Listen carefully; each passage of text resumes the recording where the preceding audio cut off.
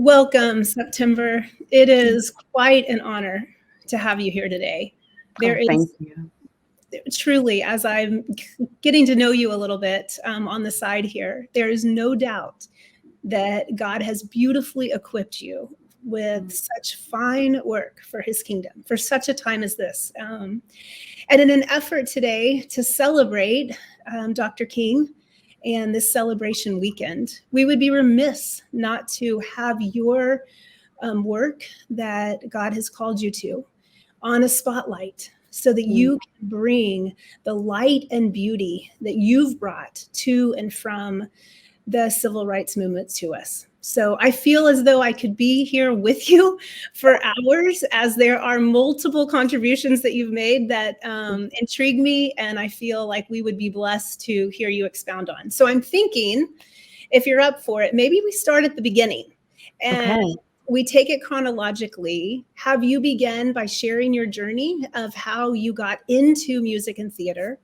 And then I'd love to move towards the work that you had with the passages of Dr. King and then the work that you created out of that. Does that sound Yeah, like a good plan? that sounds good, Tanya. That's a good plan. Thank you so much for having me. I really do feel honored. I feel humbled. I feel blessed to be invited to participate in this conversation and to just help share, some of my experiences with art that focuses on the work of Dr. King. Yeah. I Great. believe it's become a part of my life assignment, life ministry. As you'll hear, I work with Dr. Carson, and when I first started working with him, one of the things that he shared was he never expected for his whole uh, trajectory of his life to be totally shifted when he was approached by Dr. Coretta Scott King. But his life completely changed. And I feel even with my encounter with Dr. Carson, the same has happened for me. So let me start at the very, very, very beginning. That sounds good. Theater and music. I think I must have probably came out of the womb singing because I come from a family of singers and musicians and church goers, people who help to make the music in the church. So I guess you would call them the modern day Levites. I'm a part of that. I'm cut from that cloth. That's what we do. We help to lead people in worship. And I just grew up in it. As far as theater, I was doing theater in high school and then in college. And then at one point in my life, because of the particular denomination that I was serving, I was pulled away from theater. So for a little while, I wasn't doing theater probably in my early 20s or so. And it wasn't until 2005 when this is after I'm married and everything, and I marry Ivan Penn, and we have children. And my husband, Ivan, who is a journalist for the New York Times, at Okay. that time he was with the Baltimore Sun. He received a fellowship, the John S. Knight Fellowship at Stanford University. And I'm a young wife. We have three very, very young kids. And at this point, I had kind of become an at-home mom. That was where I was in that season of my life. I was an at-home mom, still singing some in the church, but for the most part, taking care of my kids. We go to Stanford, and I am reintroduced to theater. There was a production that they were advertising. They were looking for had auditions, sharing that they had auditions, and I dared to go and participate. And I'm going to say the name of it. And some people may get offended, but for me, it was such a blessing. It was the Vagina Monologues. And I Okay. auditioned and I got the role of sharing the story of I was there in the room. It's like the last monologue that talks about a mother who's in the room with her daughter when she gives birth. And for me, what took place in that theater experience was one of the most spiritual moments that I've had. And for me, it was a time of witnessing and really participating in the ministerial work that takes place in the rehearsal space. That Oh, was my experience in doing the vagina monologues, just listening to these uh, actors take on these characters and tell these stories. That year, every year there's a new theme, and that year the theme was the comfort women, the story of the Asian comfort women. And to hear these stories over and over again for me was therapeutic sure. because I had been, before getting married, I'd been in a situation of domestic violence, and I never really had any type of help or talked it out, and got any therapy to work through it. And for me, in those rehearsal spaces, it was like straight on group therapies going on. It was so much healing, not just myself. I mean, the tears that from me, but all of the players, we all had our stories that we came to those rehearsal spaces with. And that's when it hit me. This is ministry. This is boots on the ground ministry. This is life giving. This is hope giving. So my love for theater was reignited when we moved to Florida. That was in 2006. I Okay. immediately just started working with the community theater spaces. I did Black Nativity. I did a few other smaller plays, and I also put up my first CD, my first EP. And one of the songs in there kind of talks about my experience of being a survivor of domestic violence, which at this point, since I've done, this work with the vagina monologues, I'm working through it. So now I can sing about it, right? Yes. So as I'm sharing that, I get on the radar of the Pinellas County Coalition for the Homeless, and they invite me to help them write a play about the stories of the homeless. And I am just totally embedded in the whole world. I mean, I spent a whole weekend being homeless with some of my castmates, just so Did you? that we can feel it and we can smell it and we can talk and we can just really digest their stories, and the notion that their stories are so close to ours. Yes. There is nothing far away. There is nothing that is so distant from us that we could not or would not experience that. We have aunts and uncles and cousins. I mean, all of the stories sounded just far too familiar. So again, I knew I'm in ministry. I'm boots on the ground ministry here. Mm. And at that time, I also had met Dr. Carson when we were in Stanford. And that's when he invited me to participate with his production called Passages of Martin Luther King. And that's when I really started, as much as I knew freedom songs, I really started gaining such an appreciation for the significance of what the music did, of what it was and what it did. It was not just, these songs, it was glue, it was hope, it was power. It stirred, it guided, it comforted. All of that was in the music. And it was working with Dr. Claiborne Carson that I really started learning that Dr. King recognized the power of the music. It said that when he would go to different towns or different cities, if he could hear the people singing as he's approaching, he knew that You they were ready to participate in a nonviolent movement. If he didn't hear them singing, if he just heard lots of talking, he kind of questioned, will we be able to get good work done here? Yeah. Song is unifying, right? I mean, Mm-hmm, mm-hmm. it gives people a way to come in unity around. Maybe the suffering is different, but there is a dialogue, there is a shared story in Yes, that.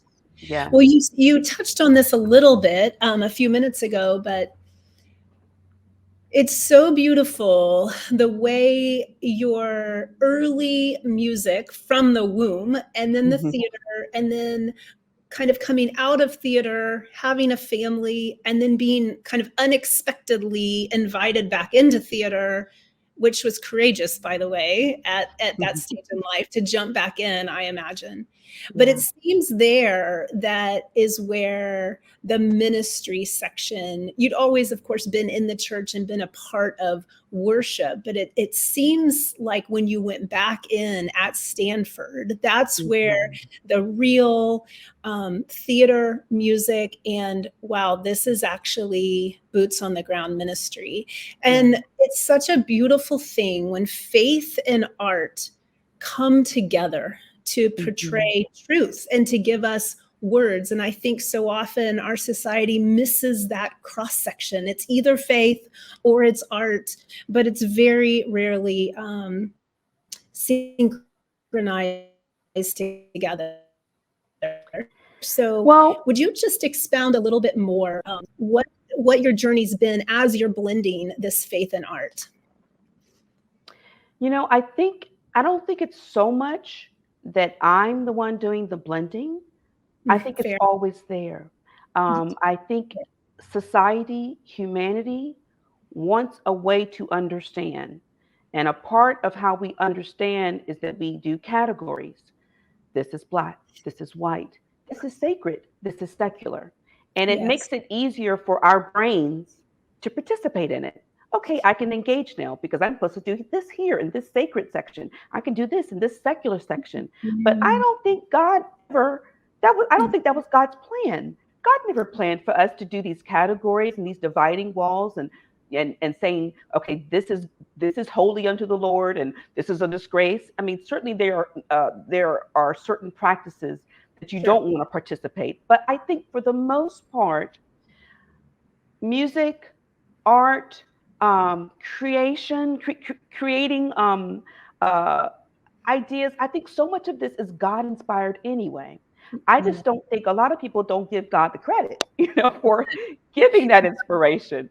And I So think you're right. It's easier for us just to say secular, sacred. But yes, yes, his word tells us that all space is sacred, right? All space is sacred. So that is yes. very well said. That Yes. is, So even when I'm in that rehearsal space and I'm recognizing the healing that's taking place in my heart. So if I'm experiencing a sacred time of healing with these sisters that I'm just getting ready to know, and they come in all different colors, all different cultures, all different sexualities, and we are experiencing, and I'm watching them have their own sacred healing moment. That's God. That's God meeting us in the yeah, space, meeting us in the art form, meeting us in the making of it. Yeah. yeah. Well, take us a little, let's stay in Stanford for just a minute before we move to your most recent work.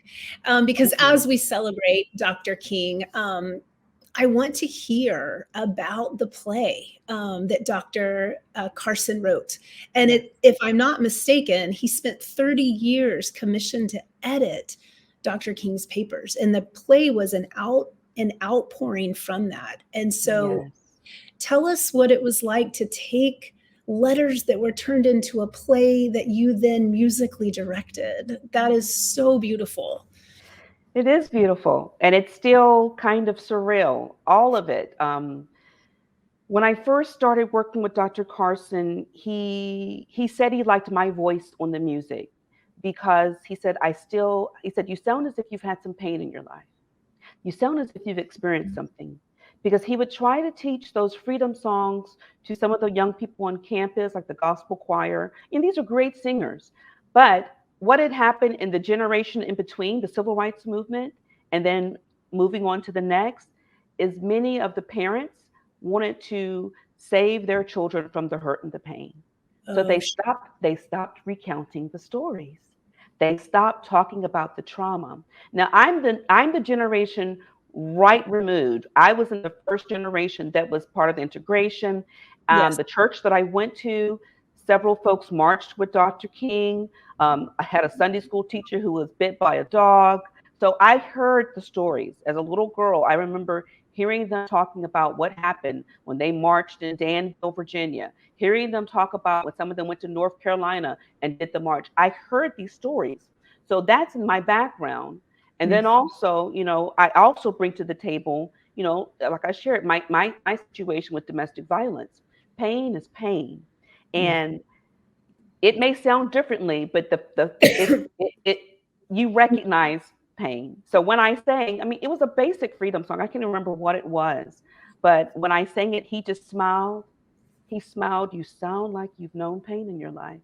And that's when he invited me to work with him on the project and to help train and to help teach some of the younger people that we were going to be working with, how can you tap into that which has brought you pain? Okay, maybe you don't know all these stories. Maybe you don't have aunts and uncles who were talking about it, but I worked with these young folks, and it wasn't like bringing them up to speed, but just helping them to be honest with themselves and even their own lives, so that when they sang the songs, you can feel the growl, you can feel the guttural instinct that comes through in many of the freedom songs. Yeah, that's where it started. So, um, And did you, when it says that you were the musical director, what exactly does that look like? Like, how do you go from play to musical director? So are you writing songs, both words and music, to I be?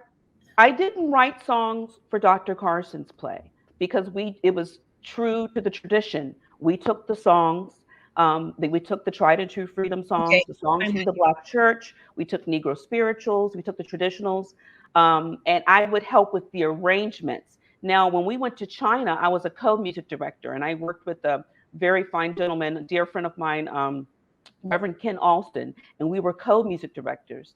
Reverend Ken Alston was singing with three more tenors, and he has all of these beautiful arrangements in him. So he and I worked together with choosing. okay. I would slot the songs. So Dr. Carson would give me a script, and I would see the different scenes. Okay, we're doing this scene. The March on Washington. We're doing this scene, the bombing of the 16th Street Church, where the four young women were killed, the four girls were killed.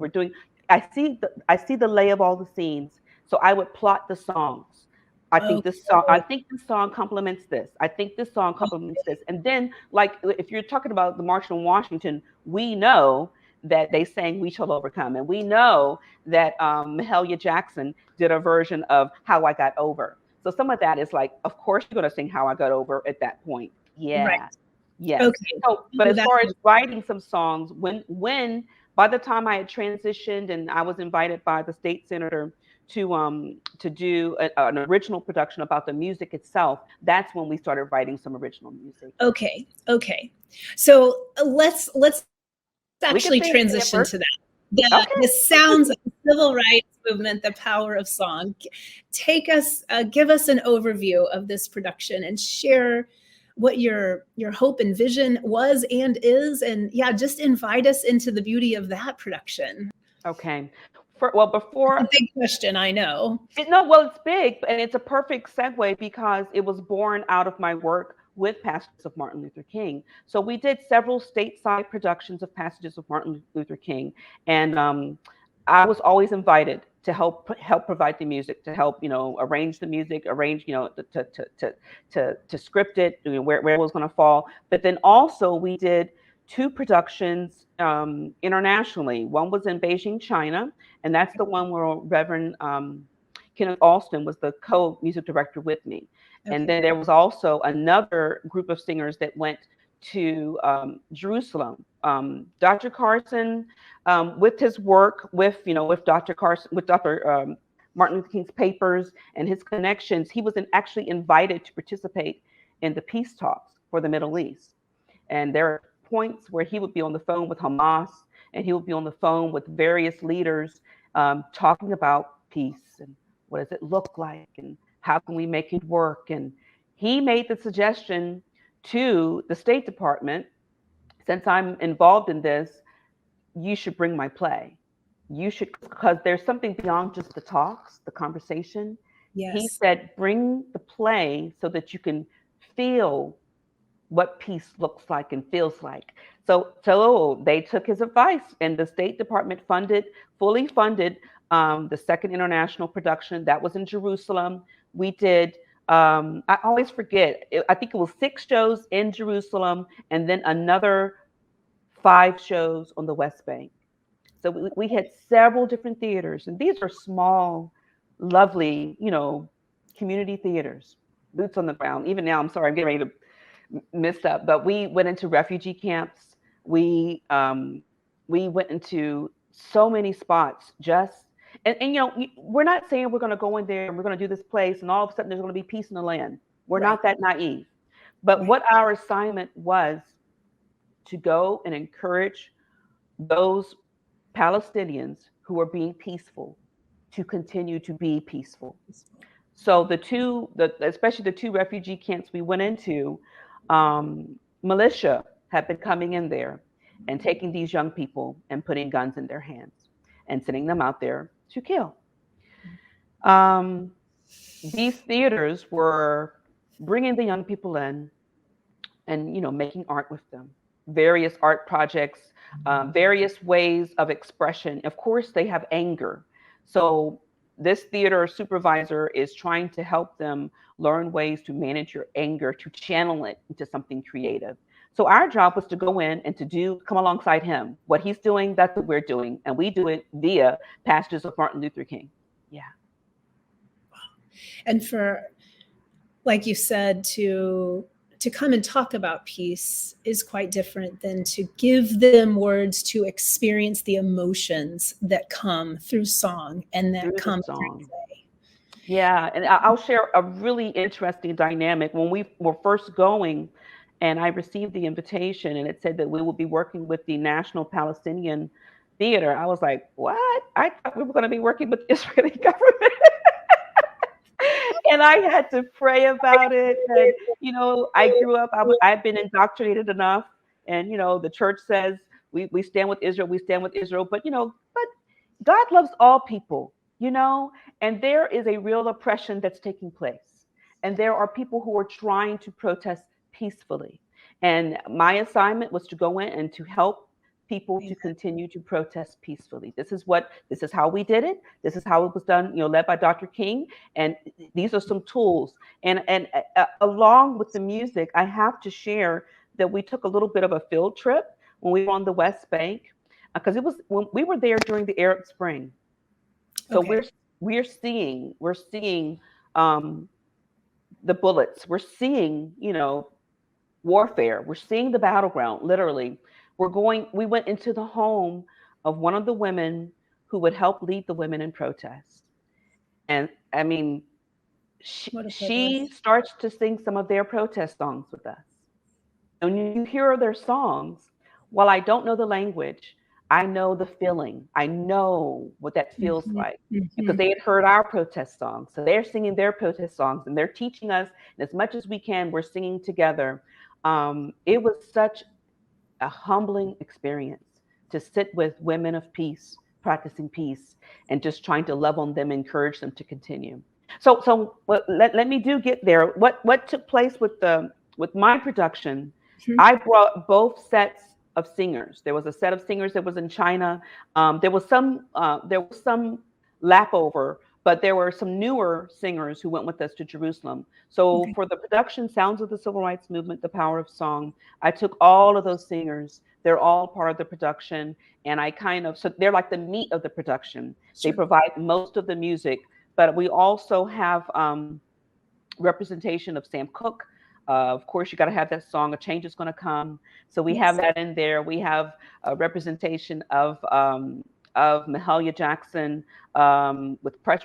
singing Precious Lord by Dr. Thomas Dorsey, and then also How I Got Over. And we also have the folk singers represented because when you're talking about the music of the movement, a lot of it was Black music, but the folk singers walked alongside us. When you talk Yes. about Pete Seeger, Guy Carawan, these people who saw what was happening, um, and were led to lend their voices to it. They weren't quiet about it.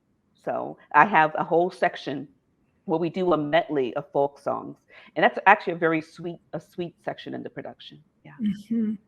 And again, unifying the emotion, and especially the emotion in a folk song, right, is Yeah. one of Yeah, we did unification, Bob Dylan's "Blowing in the Wind." Yeah, right? that was a part of that section. Yeah, yeah. Oh, And Joan Baez. Yeah, yeah. So we try to have a full representation. We even because each year I would do a new scene.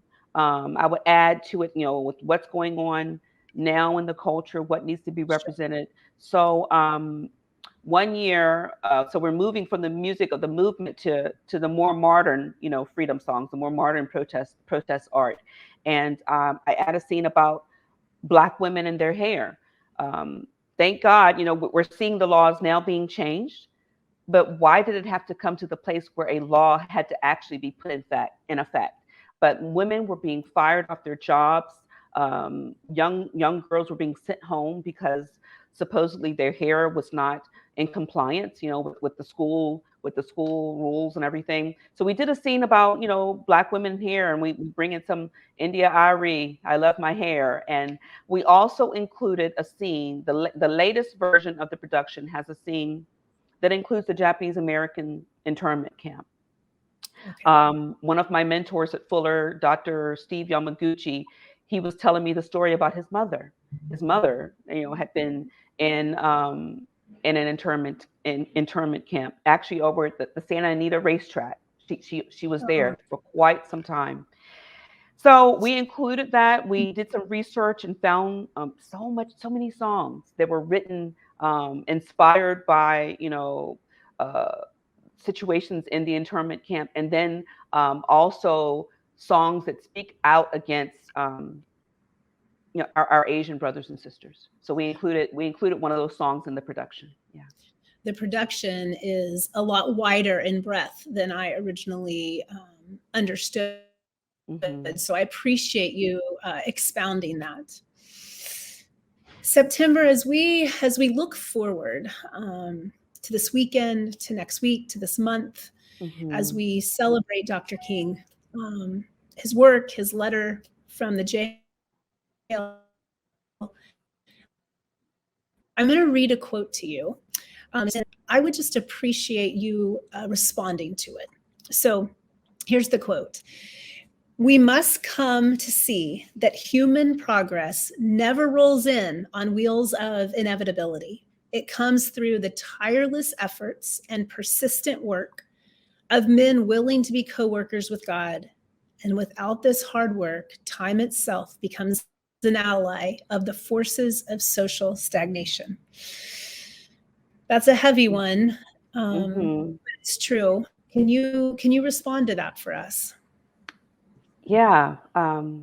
We must, we come alongside God in this work. God is the ultimate creator, but I believe those who have an ear hear, and I believe we respond in a creative response.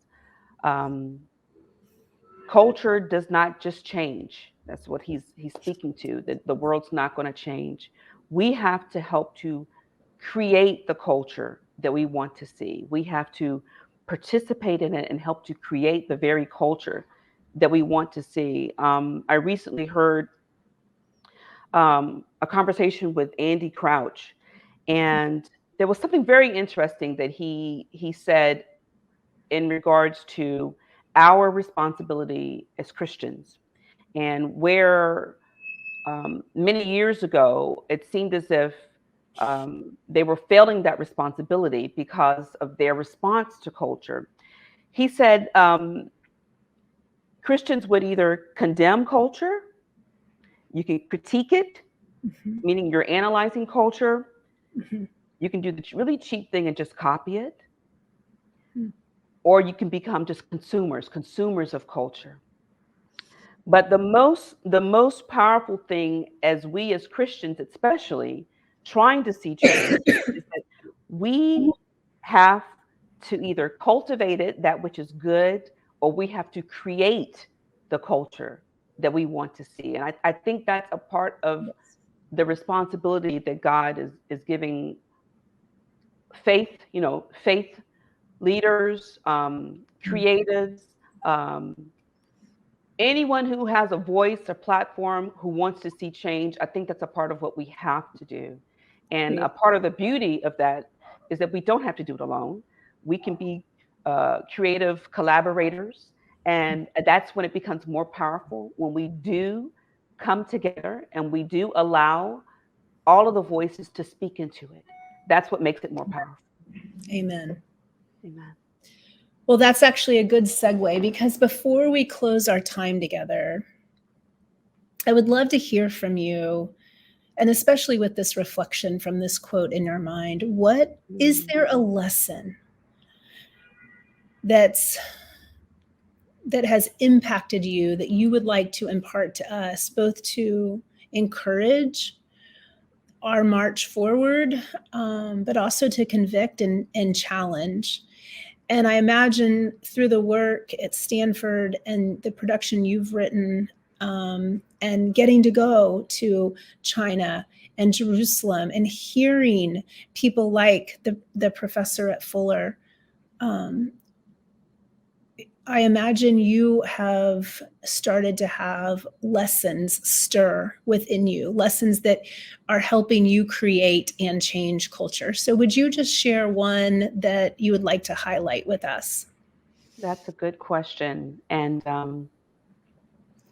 actually, just as you started mentioning it, uh, something rose up in my Okay. spirit. And it has to do with, oh, not living into and not believing the stereotype of a people group. Um, to really take the time to see individuals, to see humans as individuals, and to get to know them as they are, who they are, their culture, and honestly what they truly believe, and not just buy into the group think of it. I say that because we had a very interesting experience when we went to Jerusalem. When we first went into the theater and we met our colleagues, the Palestinian actors, the first 2 or 3 days they were quite standoffish. They It was a quick meet and greet, but they were standoffish. We had interpreters, and many of them actually spoke English. But we learned in our rehearsals, especially when we got to certain scenes, and we're on the scene about JFK, the killing of JFK, politicians in America. And one night late after a rehearsal, we're at a restaurant, we're having a glass of wine and eating, and they admit, you know what, we like you guys.